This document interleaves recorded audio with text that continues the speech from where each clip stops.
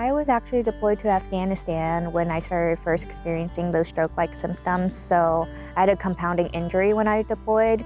I had a torn left shoulder labrum, so I always had a little bit of numbness and tingling in my left arm, but I didn't really think anything of it. And since I was in a more austere environment, I didn't have the requisite medical technology to really tell me otherwise. So I kept experiencing numbness and tingling and eventually a floppy wrist feeling. The frequency started increasing a little bit, and then my deployment ended in the July of 2020. And I still kept experiencing all of those above listed symptoms until pretty much I was diagnosed with moyamoya disease in October. I never experienced any symptoms, but in June of 2020, I was going in for a pre-op for an unrelated surgery, and I got an EKG done, and they said it was abnormal. So after that, I went and got it checked out and found out that I had a heart condition, and it happened to be 2 weeks before I left for my freshman year of college. When they knew I had a heart condition, they didn't exactly know what was wrong. And 2 months before I got diagnosed, one of my childhood friends actually passed away from an undiagnosed heart condition.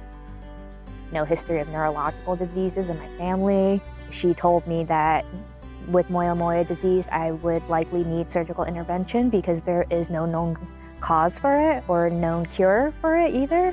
So really the only thing that they can do is a cerebral bypass, which are brain surgeries, and that I may or may not be restricted to a hospital location for the remainder of my life. First doctor I went to before they knew exactly what was going on, she told me that it was probably likely that I would have to get a heart transplant by the time I was 40, that I would never be able to have kids, and that I definitely wouldn't ever be able to play sports again. And I was diagnosed with LVNC, left ventricular non-compaction. I saw a bunch of other doctors after that, and they all told me that since I've had no symptoms and with all the testing that I had done over those 2 years, that they were confident that with monitoring and testing that I should be able to play sports again.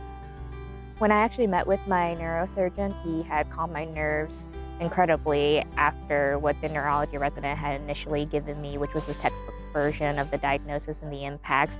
He had told me that, since I was getting intervention in a timely manner before I had a full-blown stroke, the prognosis of my disease was going to be very good, up to potentially a 90%. So I could return back to normal after recovery.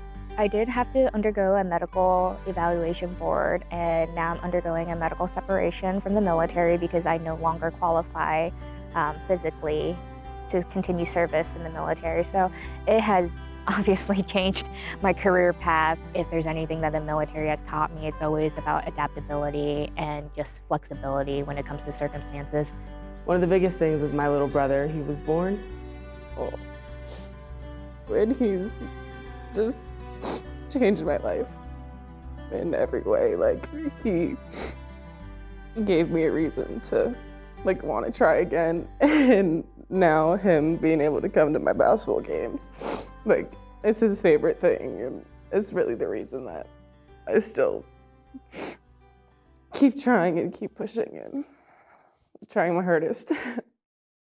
Knowing my condition and be able to monitor it and watch it, it's honestly kind of become like a sense of comfort. I know I can see that I'm okay, and I know that I'm okay, and I'm constantly being monitored.